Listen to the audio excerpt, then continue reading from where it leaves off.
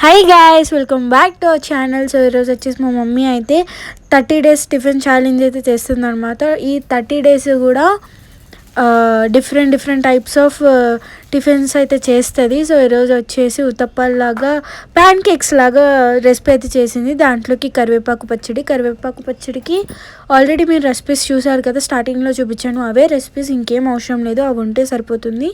So ఇవేమో ఇడ్లీ పిండితో చేసామన్నమాట. చాలా ఈజీ. మీరు కూడా ఈ ప్యాన్ లేకపోతే దోశ ప్యాన్ మీద కూడా చిన్నగా వేసుకుంటే మీకు చాలా సింపుల్గా అండ్ చాలా ఈజీగా అండ్ చాలా క్యూట్గా రెడీ అయిపోతాయి అన్నమాట. అండ్ ఇవి వచ్చేసి ఇందాక చూపించినవన్నీ కూడా ఒకసారి ఫ్రై చేసేసుకొని చల్లారి పెట్టుకొని మిక్సీ జార్లో అయితే ఆడిచ్చేసుకుంటుంది. కొంచెం బెల్లం కూడా వేయండి చింతపండుతో పాటు, అప్పుడే చాలా బాగుంటుంది. మన చట్నీ అయితే రెడీ అయిపోతుంది అనమాట. అండ్ ఇవి రెండు కాంబినేషన్ అయితే పీక్స్లో ఉంటుంది. So ya guys, please like, share and subscribe. Bye guys.